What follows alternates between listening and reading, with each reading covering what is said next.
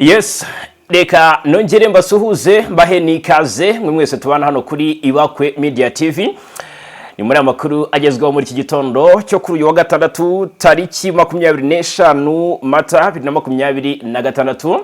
Mbere yuko ujya muri gahunda zawe nyaboneka banza umva uko byifashe ku mutekano ku butaka bw'Urasirazuba bw'igihugu cya Kongo, umva uko bimeze mu karere muri Afrika ndetse no hakurya y'inyanja ngari, tugerayo twabwira uko ibintu bihagaze mu Burasirazuba bw'igihugu cya Kongo. Ubu ni bw'intambara igiye kubura ndetse mw'abantu mwe ndagira ngo nca kuri iri jambo, nibwo intambara igiye gukomera.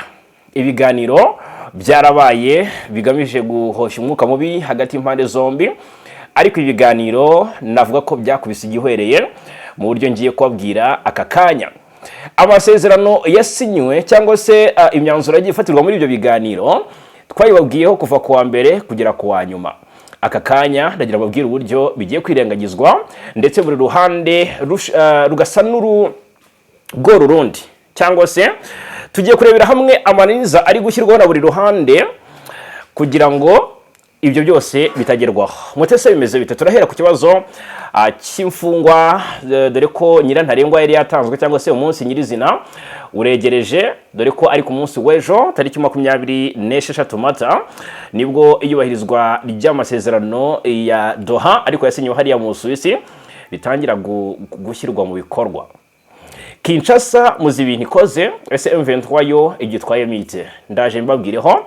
Turanyarukira i Goma mbabwire ibyaganiriwe ku munsi we twabwiye ko AFC M23 yakiriye umuyobozi wa MONUSCO ariwe James Swan hariya mu mujyi wa Goma muri ya hoteli yitwa Serena. Iyi hoteli ubundi nyibuka yakira abacancuro ba Wagner baniya bakubitiwe inshuro mu Burasirazuba bwa Kongo, abacyuwe banyuzwa mu Rwanda, muravyibuka. Iyi hoteli rero niyo iri kuberamo ibijyanye ibiganiro hagati ya M23 n'abayobozi igenda yakira. Mu by'ukuri rero ni Serena Hotel yahariye Goma. Ibiganiro bya MONUSCO ndetse na M23 icyo byibanzeho ndaje nyibabwire, n'igisa n'imyanzuro yafashwe ndaje nyibabwireho muri aya makuru 5 kuri 5.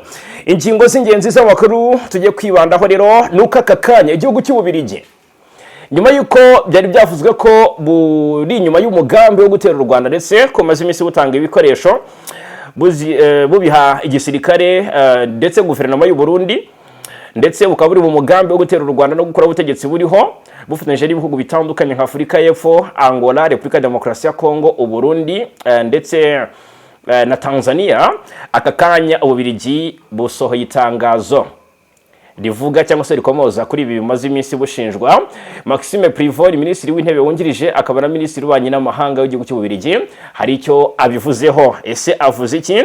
Hanyuma ukuri mu byatangaje no kuhe ndaje nkubabwireho 5 kuri 5.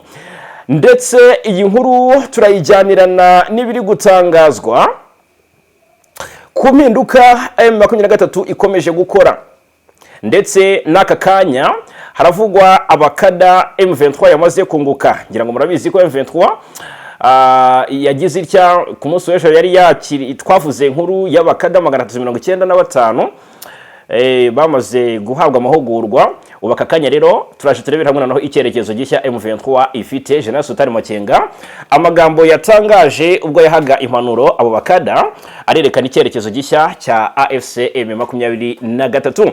Hanyuma ndababwira ko u Rwanda rwakiriye abandi banyarwanda 317 batashye bava muri Kongo. Baravuga iki? Ndaje mbabwire 5 kuri 5. Hanyuma rero turanakomoza ku masezerano u Rwanda na Kongo byasinye bivugwa neza ko ejo tariki 23 intuma z'ibihugu byombi zongeye guhurira Washington, hanyuma zisuzuma aho ayo masezerano yasinywe mu Kuboza umwaka ushize ageze akirwa mu bikorwa. Basanze byifashe bite? Reka rero tubigarukeho tubive imuzini muzingo muri aya makuru 5 ku kandi. Reka nongere mbahe ikaze, nanabibutse ko byoroshye cyane gukomeza kwibanira natwe hano kuri Ibakwe Media TV. Ni subscribe cyangwa sabone, kanda like tubone kubikunda, utanga igitekerezo dutuma muri comment, ari nako sharing usangiza abandi aya makuru. Ibi byose ariko ubikore mu gihe nawe ubwawe wumva wanogewe. Ni munyemerere duhere kuri iyi nkuru iri guturuka mu mujyi wa Goma, abenshi baribaza ku muhate MONUSCO ikomeje kugaragaza mu guhosha intambara yo mu burasirazuba bwa Kongo, ndetse bakavuga bati noneho kwibikoze ariko kandi itinze, kubera ko byatangiye irora, bifata indi ntera irora, bitera intambwe nk'iyi irora, ndetse isa naho rwose yatereye hagati mu ryinyo, ndetse yanashinjwe kwenyegeza iki kibazo. Ni MONUSCO rero, murabizi ko kuri ubu hari uwitwa James Swan niwe wasimbuye Bintou Keita nk'intumwa idasanzwe y'umunyamabanga mukuru w'umuryango w'abibumbye mu burasirazuba bwa Repubulika ya Demokarasi ya Kongo. Ejo bundi ku munsi w'ejo byari tariki 24 Mata, uyu James Swan yari Goma, ndetse yagenzurwaga n'ubundi n'iyo gahunda y'iyubahirizwa ry'agahenge.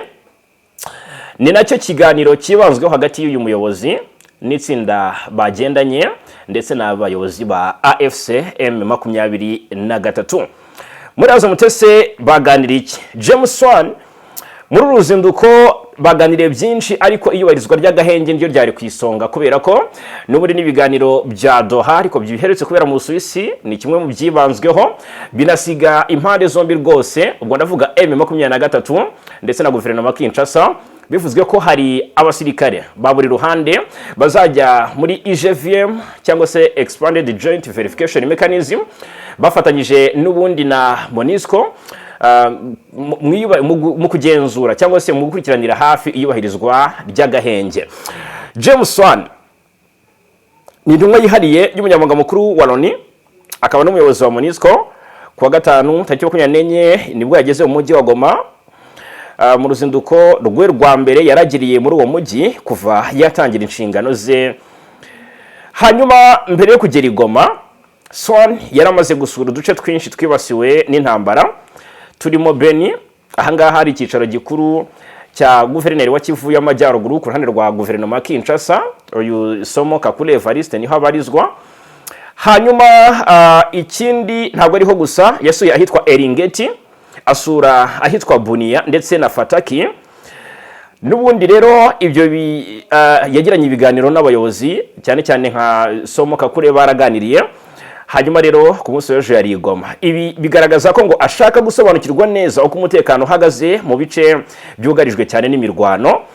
Ageze i Goma rero, Swan yagaragaje ko ngo uru ruzinduko ruri mu rwego rwo gushyira mu bikorwa agahenge CCLFR. Indege yagesheje James Swan hari i Goma ni indege iguye ku butaka bwa Goma, igeze mu kirere cya Goma ku nshuro ya kabiri nyuma mu gihe Goma cyangwa se nyuma yuko AFC M23 yigaruriye umujyi wa Goma kuva muri Mutarama umwaka 2025. Rero yari iherutse kugwa ku kibuga cy'indege cya Goma, yari itwaye n'ubundi Vivian Van de Pel, wari muri uyu mwanya ariko mu buryo navuga ko bw'agateganyo. Hanyuma James Swan ndagira ngo noneho twinjire nyirizina mu mizi y'ibyaganiriwe hagati ye na AFC M23. Hanyuma ageze i Goma n'ubundi yagaragaje ko uruzinduko ruri mu rwego rwo gushyira mu bikorwa icyitwa CCLF cyangwa se agahenge, rukomeye mu guhoshya umwuka mubi ndetse no kurinda abasivile. Avuga ko kandi agamije guhura n'abayobozi ba MONUSCO kugira ngo baganire ku buryo bakomeza gufasha ubutegetsi bw'ako gace no gusuzuma uko inshingano z'uyu muryango zakomeza gushyirwa mu bikorwa neza. Uruzinduko rwaje rukurikira ibiganiro byabereye i Montreux mu Busuwisi hagati ya guverinoma Kinshasa na M23 mu rwego rw'ibiganiro bya Doha, byatewe inkunga na Katari, Leta Zunze Ubumwe za Amerika na Afurika Yunze Ubumwe. MONUSCO yashimye intambwe zimaze guterwa cyane cyane ku masezerano ajyanye no gufasha ibikorwa by'ubutabazi no kurinda uburenganzira bw'abaturage. Swan yanasabye impande zose gukomeza gushyira imbere ibiganiro kugira ngo haboneke amasezerano arambye yo guhagarika intambara mu burasirazuba bwa Kongo. Swan yagaragaje ko kugira ngo agahenge gashyirwe mu bikorwa neza hari ibisabwa by'ingenzi birimo guhagarika ikoreshwa rya drone z'intambara. Ndagira ngo duce akarongo kuri iyi ngingo. Ni ukuvuga ngo Swan yagaragaje ko kugira ngo agahenge gashyirwe mu bikorwa neza hari ibisabwa by'ingenzi. Ubwo rero nimbabwira icya mbere, icya kabiri, icya gatatu, icya kane n'icya gatanu, mwumve ko ariko bigenda birutanwa mu buremere. Aka kanya iyo basinya amasezerano uyu munsi bucya drone zirasa mu Minembwe, zirasa Masisi, Mitimingi twabigarutseho, zirasa Bidegu, Kalingi mu bice bitandukanye. Rero Sohanga aravuga ati kugira ngo ibyo byose bikunde bishyirwe mu bikorwa gahenge kabeho, impande zombi nta na rumwe rwemerewe gukoresha drone z'intambara. Nukuvuga ngo kugira ngo gahenge kagerweho buri ruhande rugomba guhagarika ikoreshwa rya drone z'intambara no kureka kubangamira ibimenyetso bya GPS cyangwa se ama global positioning system, no guha ubwisanzure bwuzuye abakozi ba MONUSCO. Nukuvuga ngo abona ko mu by'ukuri imikorere ya MONUSCO nubwo itagera neza ariko inkomyi nuko impande zombi ngo ntago zitanga ubwisanzure ku bakozi ba MONUSCO ngo bakore n'ubundi isuzuma bareba uko ako gahenge kubahirizwa. Nukuvuga ngo rero nibyo yasabye, ariko kandi yanasabye kwemerera ikoreshwa ry'umutekano w'indege n'ibibuga by'indege. Ni nko kuvuga ati byakabaye byiza Goma airport ifunguwe, byakabaye byiza Kavumu airport ifunguwe. Aka kanya nibyo ngibyo, ariko kandi yanashimangiye ko ubufatanye bw'impande zombi ari ingenzi kugira ngo izi ngamba zigerweho. Ntago ari buri ruhande, ntago yavuze ngo uruhande rumwe rubikore urundi ruterera hagati mu ryinyo cyangwa se rushyira akaguru kuri kene nyina, ahubwo yavuze ati buri ruhande cyangwa se impande zombi zirebwa n'iki kibazo zigomba gusenyera umugozi umwe, zigomba kugira ubufatanye kugira ngo izi ngamba zigerweho. James Wane uyu ayoboye MONUSCO ni mu gihe mu by'ukuri inama y'umutekano ya Loni yayongereye manda yayo kugeza tariki 20 Ukuboza uyu mwaka hashingiye ku mwanzuro w'ibihumbi 2008. Uyu mwanzuro ugena ko MONUSCO izakomeza kugira abasirikare bagera ku 11,500, abagenzuzi b'igisirikare 600, abapolisi 443 ndetse n'abandi 1270 bagize imitwe ya politike yihariye.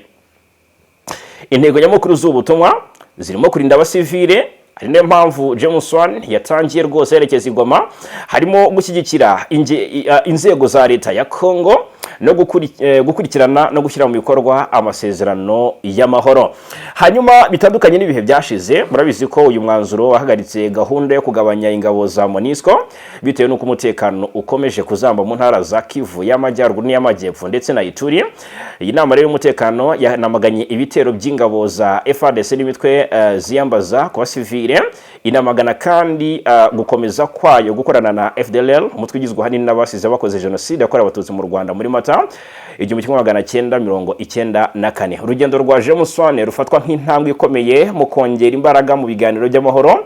Mu butumwa bwe yagaragaje icyizere ngo ko ibikorwa biri gukorwa bishobora gutanga umusaruro bigasubiza icyizere abaturage bugarijwe n'intambara. Aka kanya ubwo murumva ko ikibanze ku ruzinduko rwa James Wane ni agahenge. Ese aka gahenge karubahirizwa abavandimwe ko dusangira impamba y'amakuru buri kanya turebera hamwe uko ibintu bihora byifashe mu bice bitandukanye? Muri Kivu y'Amajyepfo drone zirasenya, zirica, zirakiza, ariko kandi muri Kivu y'Amajyaruguru naho biba ari uko Masisi na Walikale tubabwira ibiberayo. Mu bihe by'agahenge nibwo twumvise mu by'ukuri provocation cyane cyane ku ruhande rwa coalition, bivugwa ko uruhare rw'u Burundi rwabaye runini mu gukoresha drone z'igisirikare, drone z'ubwiyahuzi CH-4 kamikaze zica abaturage uko bwije nuko bukeye. Muri Kivu y'Amajyepfo ku munsi w'ejo twabwiye ibyabereye ahitwa Minembwe, twabwiye uko ibitero by'izi drone byangije ibikorwa remezo, kandi mwibuke ko amasezerano yasinyiwe hariya imotwa mu Suisse. Guverinoma Kinshasa rwose nkuko n'ubundi ishinzwe gukoresha izo drone bikagira ingaruka ku baturage, yari yemeye ko ngitazongera kwica abaturage ndetse no kwica amatungo yabo. Ibyo nibyo ni bimwe mu byo guverinoma Kinshasa yasinyiye, n'aka kanya birakomeje. Ni nayo mpamvu ku munsi w'ejo twabwiraga ko drone za FARDC zimaze iminsi zigaba ibitero mu Minembwe, zashenye kaminuza Ebenezer na Radio Ngoma ya Amani, zica abaturage, zisenya ibikorwa remezo bindi, zitera umwuka w'ubwoba mu baturage. Nshuti bavandimwe, murumva mute aho agahenge kagana? Aka gahenge birasa naho kabaye nk'ikisa. Aka gahenge iyo kanzuwe cyangwa se iyo gasinywe bisa nkaho ari cyo gihe guverinoma Kinshasa ibonye ngo ikora amahano. Mujya mubibona umwaka washize waranzwe n'imirwano, nibwo umujyi wa Uvira wafashwe mu Kuboza. Icyo gihe bari mu minsi y'agahenge, ndetse rwose ni Washington DC bari baherutse kubiganiraho, ndavuga u Rwanda na Repubulika ya Demokarasi ya Kongo banasinye. Ariko aka kanya rwose byakomeje kuba birebire cyane. Ako gahenge niko kifashishijwe mu gutoza, cyangwa se n'icyo gihe abasirikare batorezwaga hariya mu ishyamba rya Kibira hariya ku ruhande rw'u Burundi, nibwo bageze gutya basa n'abasoje amahugurwa bahabwaga n'ab'uruhu rwera, bivugwa ko harimo Ababiligi n'Abafaransa. Binjira muri Kivu y'Amajyepfo baradeployingwa, nubwo binjiye amaramasa bisa nkaho nta ntwaro zihagije kubitewe nuko zari zamaze guhira hariya muri kiriya kigo cya Canvas hari Bujumbura, ariko baje kurwana. Ni nayo mpamvu wumva uko bwije no ko bukeye tubabwira imirwano hagati ya coalition na za FDL hariya ku Ndondo ya Bijombo, ndetse no mu bindi bice bya hariya muri Tombwe muri Fizi. Deployment y'ingabo z'u Burundi mu bice bya Baraka n'ahandi, nyaboneka igihe cy'agahenge cyo biravugwa, ariko wareba kuri tele ugasanga agahenge nta gahari. Ku kijyanye noneho ubwo reka turebe ibijyanye n'aya masezerano n'ubundi baravuga agahenge. Ubwo ariko sinabura kubabwira ko Jameson mu by'ukuri yaganiriye mu buryo burambuye n'abayobozi ba M23, ndetse rwose birasa nkaho ntacyo M23 yo mbona iravuga ku biganiro yagiranye na Jameson. Icyo twamenye nibyo byaganiriweho, ikibazwa ni igihe niba bizakirwa mu bikorwa. Aka gahenge MONUSCO izakagenzura ite, cyangwa se izatuma kabaho gute, kuko igomba kuba ibifitemo uruhare runini. Ni MONUSCO inengwa na M23 ishinjwa ko yenyegeza intambara. Bice bitandukanye byaberemo intambara muri Kivu y'Amajyaruguru, MONUSCO twabonye uruhare rwayo. Muri Bukakanyoboyonga ifatwa hagaragaye indege za MONUSCO ziri kudeployinga ibikoresho, ndetse MONUSCO rwose ikagishinjwa ko amakuru y'ubutasi yatangira ku gihe yahereza FARDC. Iyo MONUSCO rero ivuga iby'agahenge ishinjwa kuba ishyigikira igisirikare cya Kongo, igashinjwa kwirengagiza cyangwa se kubonaho rukomeye, ahubwo ikenyegeza umuriro. Iyi MONUSCO mwumve ko ifite n'icyasha, igomba kurwana no kugikuraho muri ibi bihe. Hanyuma reka turebere hamwe noneho, cyangwa se twinjire muri iyi nkuru y'Umubirigi waje asa n'uwamaganira kure ibyo amaze iminsi ashinjwa.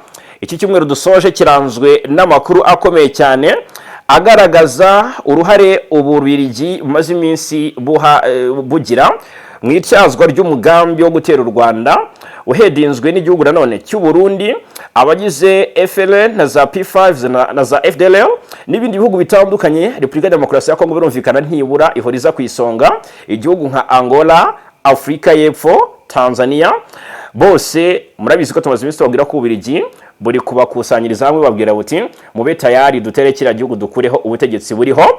Aka kanya Ububirigi nyuma yuko buhaye ubufasha igihugu cy'u Burundi, ndetse buri no gukora icyo nakwita guhuriza hamwe abo bagomba gukora ibijyanye n'uyu mugambi kuwushyira mu bikorwa, bwatanze drone zigera ku 5,000 niko amakuru atugeraho avuga.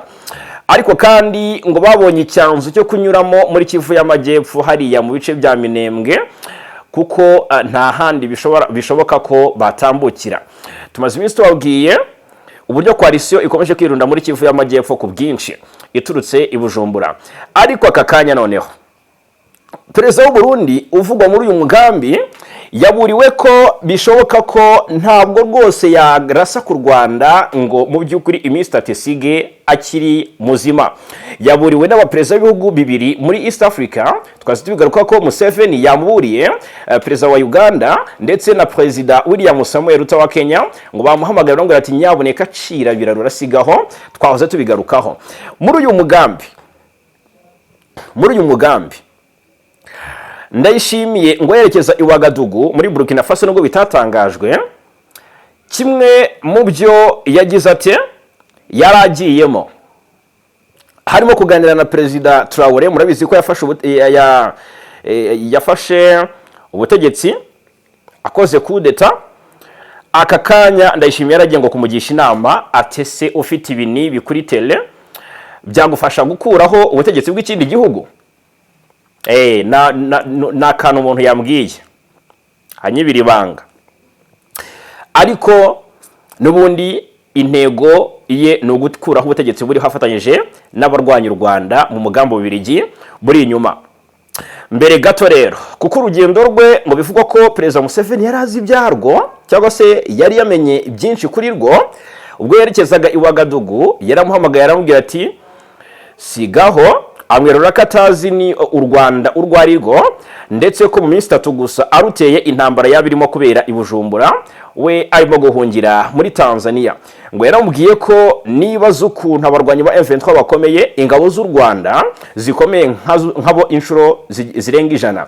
Uyu mugambi ntabwo ayo magambo yatumye awucikamo intege, yarakomeje. Icyo nshaka ko mbabwira nicyo Ububiligi buvugwa inyuma y'uyu mugambi buri gutangaza kuri ingingo. Ububiligi bwavuze ko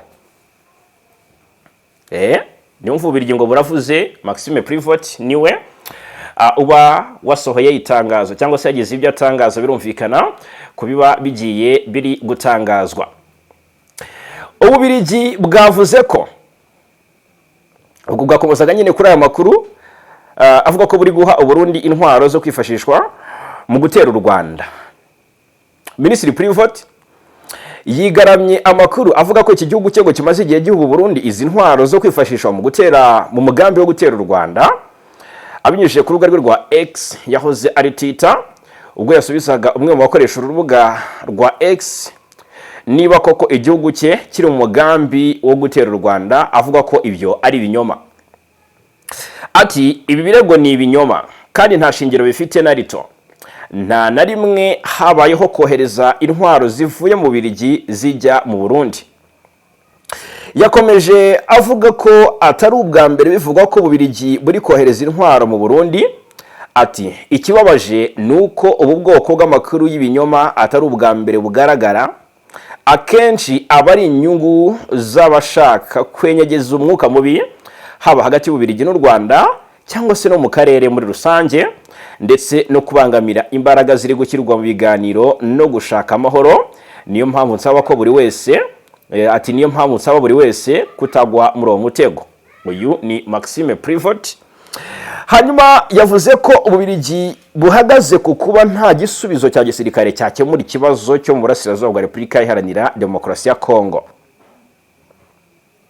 Ashimangira ko inzira yonyine ishoboka kandi irambye ari ya politiki ishingiye ku biganiro no kugera ku mahoro arambye kandi kuri bose.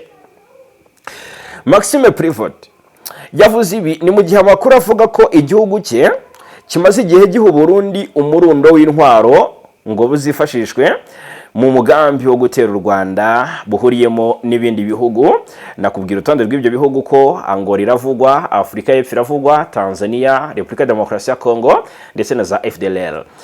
Prevot rero mu kuvuga ibi abivuze mu gihe amakuru avuga ko igihugu cye kimaze igihe n'ubundi muri umugambi, ariko nk'ubwo ngubwo hari minisitiri w'u Burundi uvugwa, hari ambasaderi w'u Burundi mu Bubiligi umaze iminsi avugwaho gukora icyo nakwita gukusanyiriza hamwe abanyarwanda barwanya ubutegetsi bw'u Rwanda baba muri kiriya gihugu kugira ngo n'ubundi bakomeze uyu mugambi. U Burundi bwo ntabwo mu by'ukuri buhakana ko buri inyuma y'abashaka gukuraho ubutegetsi bw'u Rwanda. Ntabwo ndayishimiye nta mezi abiri ajya ashira atavuze ku gutera u Rwanda. Kuvuga ko Ububiligi bwamuteza umurindi muri uyu mugambi ni inkuru utavuga ngo umuntu ayita ikinyoma, kuko u Rwanda mu byo rwirinda igitero cyaza giturutse hanze, yaba kuri Repubulika Demokarasi ya Kongo no ku ruhande rw'igihugu cy'u Burundi, kuko nabwo igihugu cy'u Burundi nacyo ni igihugu giha uburyamo FDLR igizwe ahanini n'abasize bahekuye u Rwanda muri jenoside yakorewe Abatutsi, ari nako ifite umugambi n'ubundi wo gukomeza kugaruka kwica abantu cyangwa se gukora ubutegetsi buriho. Hanyuma Minisitiri Prevot rero yabivuzeho, arabyamagana aravuga ati ibyo ntago ari ukuri guhari, iyo ni inkuru y'ikinyoma buri wese adakwiye kuba yatangaza, ariko nawe nta gihamya yatanze. kigaragaza ko Ububirigi bubeshyerwa. Uburundi muri uyu mugambi bwo nta makemwa burahari. Tshisekedi umugambi afite murawuzi kandi Uburundi bumuri inyuma aha nahe. Ndashimira Tshisekedi na gati k'inkubirane. Kandi bose na FDLR wagira ngo n'umwana na se. Murabizi neza. Aka kanya ndagira ngo mutange ibitekerezo kuri ingingo. Ese Maxime Prevot ibi yatangaje no kwikura ho icyasha cyangwa se afite ukuhe kuri? Ndagira ngo mutange igitekerezo kuri iyo ngingo. Hanyuma hakomeje impaka nge nakwitiza ngo turwane hagati ya AFC M23 ndetse na guverinoma ya Kinshasa. Bigaragara ko bikigoranye cyane kumenya aho bishya bishyira, dore ko amasaha yatujyanye. Ku munsi w'ejo n'itariki 26 buri ruhande rurasabwa gutangira kubahiriza ibikubiye mu masezerano rwemeye rwasinyiye hariya i Montreux mu Busuwisi. Murabizi ko ari byo tumaze iminsi tugarukaho mu makuru agiye atandukanye. Iyubahirizwa ry'agahenge twabigarutseho ibyako, ariko kandi twasanze uburyo twarebye hamwe uburyo akagahenge kakomeje kuba umugani, ariko noneho basi guhererekanya imfungwa hagati y'impande zombi byo byakabaye bikorwa. Kinshasa imaze iminsi igaragaza impungenge z'uko mu mfungwa M23 imaze iminsi ngo itanga harimo abagambanyi, harimo intasi. Hanyuma ariko birumvikana ko iminsi iratujyanye. Iyubahirizwa ry'agahenge itariki y'iyubahirizwa ry'aya masezerano yageze. Ku munsi w'ejo nibwo mu by'ukuri tuzaba turebera hamwe ese buri ruhande rwakoze iki mu byo rusabwa. Ko itariki 26 Mata yari yo nyina ntarengwa yahawe impande zombi kugira ngo zubahirize aya masezerano, nyamara kugeza ubu ntiharaboneka neza ubwumvikane busesuye ku by'ingenzi birimo aho iri hana cyangwa se ihererekanya ry'imfungwa rizabera ndetse nuko rizakorwa ngo hatangizwe cyangwa se hatangazwe uburyo bizakorwamo. Kuko nk'ubwo ngubwo ibi birasunikira buri ruhande kwica aya masezerano, hakavugwa amananiza Kinshasa iri gushyiraho ndetse n'uburyo M23 nayo iri mu murongo wayo itagomba kuvamo. No kuvuga ngo Kongo cyane cyane mu duce twa Kivu y'Amajyaruguru n'Amajyepfo iragaba ibitero. Ibyo byo tubiveho ni kwica agahenge birumvikana. Ariko noneho guhererekanya imfungwa byari byemejwe, Kongo yemereye kurekura abarenga 300, ariko aka kanya ikibazo nyamukuru kiri muri iyi ngingo ahazabera iki gikorwa nyirizina cyo guhererekanyirizwa imfungwa hagati izo buri ruhande rusabwa gutanga zikarutanga rukazitanga. Nuko ngo Kongo yari yapropoje ubwo bari mu biganiro hari Montreux, yari yapropoje ko ibi nabyo ngo byakuruye impaka. Bimwe mu bintu byakuruye impaka ikijyanye n'ubutabazi gufungura ikibuga cy'indege cya Goma ndetse na Kavumu byabaye birebire cyane, ni nacyo cyaganiriweho mbere na mbere. Ariko ikindi cyaganiriweho mu guhererekanya imfungwa biravugwa ko aho Kongo yasabaga ko byabera naho M23 yasabaga ko byabera haratandukanye n'ahantu habanye cyane. Bikavuga ko Kongo yo yifuje ko iki gikorwa cyabera ahitwa Ibeni. Murabizi niho Kongo irahagenzura, hari icyicaro gikuru cya guverineri wa Kivu y'Amajyaruguru ku ruhande rwa Kinshasa. Hanyuma M23 yo Kongo yo yavugaga ko rwose ahangaha hariho byakunda ndetse byaba byiza kurushaho, kuko na ahantu rwose yaba yizeye umutekano no kutabogama, kuko n'umujyi uri mu bubasha busesuye bwa Kinshasa kandi ngo yizeye umutekano w'abazitabira icyo gikorwa. Ubwo ku rundi ruhande ari ihuriro AFC M23 ryo ntago ryigeze ryumva ko aho ngaho hariho byabera, nyamara mu buryo bwagutse urebye nta n'imbogamizi zagaragazwa cyangwa se watangaza ko zabaho hari Ibeni. Ariko kandi M23 yo irashaka ko iriherekanywa ry'imfungwa ribera ahitwa Ikisoro muri Uganda. Twabigarutseho, ariko aha ngo niho hari icyizere cy'umutekano n'ubwigenge ku mpande zombi. Ariko rero nta ruhande rwigeze rwemera ibyo aho urundi ruhande rupropoza. Bivuze ko rero uko kutumvikana ahantu igikorwa cyabera bigutuma abantu benshi bavuga bati ibiganiro bigiye kugenda bigura intege ndetse biragana ku gupfa, nubwo hari imbaraga ziri gushyirwa mu buhuza n'afatanya ibikorwa mpuzamahanga bashyigikiye ayo masezerano. Ngo rero uko kutumvikana ahantu iki gikorwa kizabera byatumye ngo ibiganiro bigenda bigura intege, ndetse kandi ngo nubwo hari imbaraga ziri gushyirwa mu buhuza n'abafatanyabikorwa mpuzamahanga bashyigikiye ayo masezerano, hari impungenge ko igihe ntarengwa n'ubundi murumva ko iminsi isigaye amasaha abura nta nubwo ageze kuri 24, ni amasaha make cyane. Ubwo rero ayo masezerano agomba gushyirwa mu bikorwa, ariko igihe kirageze ndetse rwose kigeze nta kirakorwa. Birumvikana ko hakiri impungenge kandi ziremereye. Ese mu masaha 24 turabona statement ya buri ruhande ivuga iti ngaho reka tubyemere tubikorera ahangaha. M23 ivuga iti ntacyo tubikorera Beni, Kinshasa ivuga iti ntacyo tubikorere Kisoro muri Uganda. Byakomeje kugorana cyane. Hanyuma ariko Kinshasa atangiye kwiheba ivuga iti twatangiye ubundi umanika gati wicaye wajya kukamanura ugahaguruka. Kinshasa iri kunegosiye na M23 ikazana ingingo M23 ntizemere bakadiscussinga, no kuvuga ngo bya bindi Tshisekedi atangiye avuga ati ntabwo naganira na M23 n'umutwe w'ibyihebe, yabivuyemo. Baricara M23 ikazana ingingo nawe akazana izindi bakaganira, abahuza baraho babyumva neza ko impande zombi ziri balanced, cyangwa se imbaraga zingana, imbaraga ziri mu biganiro zirangana. Nyuma y'uko M23 ifashe ibice byinshi bishobora kuba ibyabyara igihugu cyigenga, rwose Kinshasa urabona ko yacishije make mu gake, ariko noneho ari nayo mpamvu bashaka gushyira imbaraga mu gisirikare, ndetse basaba ubufasha butandukanye, ndetse bakora ibishoboka byose, bashora imari ikomeye mu gisirikare kugira ngo babashe kwisubiza ibice, kuko M23 nyuma y'uko ifashe ibi bice ifite muri Kivu y'Amajyaruguru bifite ubuso bunini, nayo isigaye atari agafuka imvugo ari mu isigaye ivuga, ndetse igashimangira ibyivuze ikabigumaho ikabinambaho, bigatuma Kinshasa yisanga nta yandi mahitamo ifite igasinya. Aka kanya rero ngo bari kwicuza gusinya ihererekanywa ry'imfungwa. Ni ukuvuga ngo aho bizabera cyangwa se aho bazahanira imfungwa habaye ikibazo ko M23 ntabwo iri kwemeraho Kinshasa propose. Birumvikana ko M23 yatangiye kugira ijambo ku ruhando mpuzamahanga, kandi nta muhuzuza ngo yitambike ngo atange itegeko avuga ati izo nyeshyamba ibyo byihebe nk'uko Kinshasa yatangiye bita nibyemere ko bikorwa gutya. Ese murabona M23 imaze gutera intambwe ishimishije ku ruhando mpuzamahanga.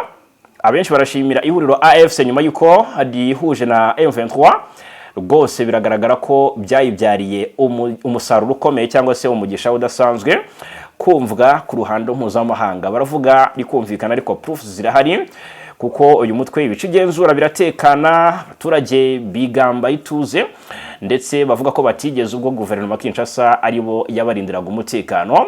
Ibi rero bigaha M23 amahirwe akomeye. Mfite impungenge ko rwose nta na kimwe mu by'aya masezerano biri kubahirizwe ku yindi nshuro. Iki nicyo kimenyetso simusiga cy'uko intambara iza kubica bigacika, ndetse bundi bushya igakomera muri Kivu y'Amajyepfo ndetse na Kivu y'Amajyaruguru. Ikindi nshaka ko dukomozaho muri aya makuru, reka turebera hamwe ibikubiye cyangwa se ibyanganiriweho nyuma y'uko hasuzumwaga aho ibihugu byombi Kongo n'u Rwanda bigeze byubahiriza amasezerano ya Washington, hagati y'impande zombi icyo buri ruhande rusabwa.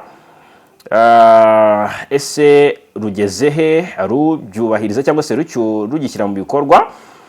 Ejo tariki 23 barahuye baraganira, abahagarariye u Rwanda na Repubulika ya Demokarasi ya Kongo bahuriye muri Leta Zunze Ubumwe za Amerika mu nama ya 5 y'urwego ruhuriweho basuzuma aho bigeze byubahiriza amasezerano y'amahoro ya Washington. Uru rwego rwashyizweho cyangwa se rwashinzwe hashingiwe ku masezerano y'amahoro u Rwanda na Kongo byasinyanye i Washington tariki 27 Kamena umwaka 2025.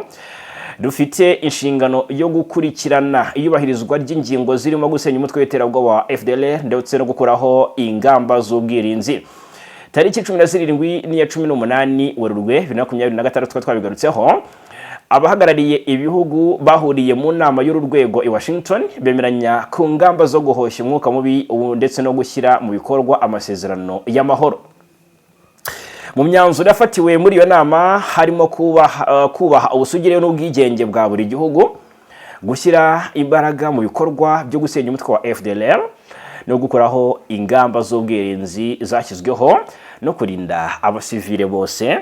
Hanyuma Minisiteri y'Ububanyi n'Amahanga ya Amerika yatangaje ko abahagarariye ibi bihugu Qatar n'umuryango wa Afurika yunze ubumwe ayo byongeye guhura ku itariki 23 Mata 2026. Buri ruhande rwerekana aho rugeze rwubahiriza imyanzuro yo mu kwezi gushize. Iyi minisiteri yagaragaje ko u Rwanda na Kongo byagaragaje ko bishaka ko amahoro aboneka mu karere kandi ko bizakomeza gukora ibyo bisabwa byubakiye ku ntambwe zimaze guterwa. Umujyanama wa Perezida wa Amerika ushinzwe ubufatanye na Afurika, Masadi Bolosi, rumwe mu bitabira inama zitandukanye z'uru rwego kuva rwajyaho ku itariki ku munsi w'ejo byari 24 rero yatangarije kuri X ko u Rwanda rwumvikanye kongera guhoshya umwuka mubi ndetse no kubahiriza amasezerano y'amahoro. Ubwo rero Masadi Bolosi yagize ati Kongo n'u Rwanda byashimangiye ubushake bwo guhoshya umwuka mubi ndetse no gukomeza kubahiriza amasezerano y'amahoro byubakiye ku byagezweho bishingiye ku nama yabereye Washington muri Werurwe uyu mwaka 2026. Hanyuma rero amasezerano y'amahoro yasinywe muri Kamena mwaka ushize yateganyaga ko ibikorwa byo gusenya FDL no gukoraho ingamba z'ubwirinzi u Rwanda rwakizeho bizamara iminsi 90, ariko hagiye gushira umwaka nta gifatika kiragerwaho. Hanyuma nubwo tariki 29 Werurwe igisirikare cya Kongo cyatangaje ko kigiye gutangiza kugaba ibitero kuri FDLR bigamije kuyisenya, leta y'u Rwanda igaragaza ko uyu mutwe ukomeje kwidegembya no guhabwa ubufasha na leta ya Repubulika Iharanira Demokarasi ya Kongo.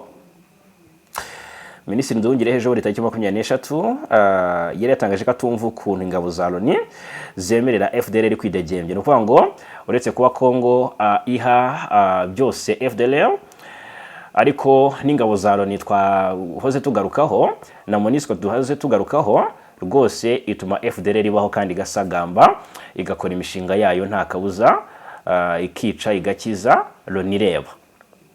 Iyo FDLR rero Kongo ihora isinya ko izayisenya, ariko kubikora byaragoranye cyane n'igikorwa cyabaye ingorabahizi n'amagingaya. Hanyuma u Rwanda rwakiriye abandi baturage barwo 317 nibo mbona ko batashye bava mu burasirazuba bwa Repubulika Iharanira Demokarasi ya Kongo kuri wa gatanu. Ni kumpaka munini wa La Corniche OSBP. U Rwanda rwakiriye abandi banyarwanda 317 batashye bava muri Kongo, aho bakiriwe n'umuyobozi w'akarere ka Rubavu wungirije ushinzwe iterambere ry'ubukungu yitwa Nzabonimpa Deogratius.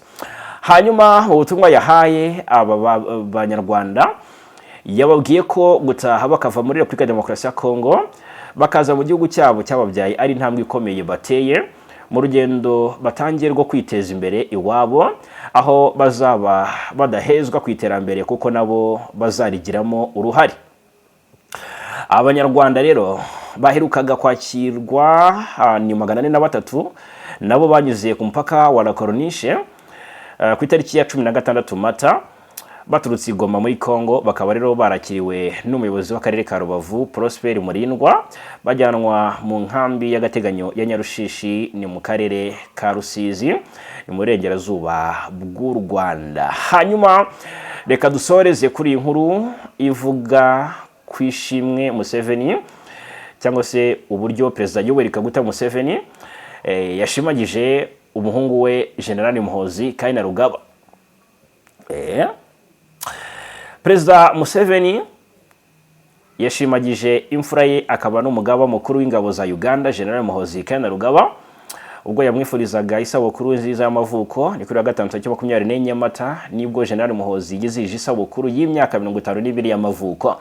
Museveni abinyujije ku rubuga rwa X yahoze Twitter yavuze ko ashimye Imana kuba we n'umugore we Jeannette Kataha yarabahaye abana 4 barimo na General Muhoozi Kainerugaba, hanyuma ikabarinda ndetse ikanabaha kurumbuka. Yashimye umuhungu we ku isabukuru ye y'amavuko agira ati kuri iyi nshuro ku ya 24 Mata 2026 ndagira ngo nshimire General Muhoozi mu bw'iyi sabukuru y'amavuko y'imyaka 52. Perezida Museveni yavuze ko abana be by'umwihariko General Muhoozi bavukiye mu rugamba rwo kwibohora ndetse barukuriramo kandi mu buryo butandukanye bagize uruhare rukomeye muri urwo rugamba. hanyuma yashimagije kandi Muhoozi kuba yaratanze umusanzu ufatika mu kurwanya ruswa ndetse no mu gisirikare cya Uganda.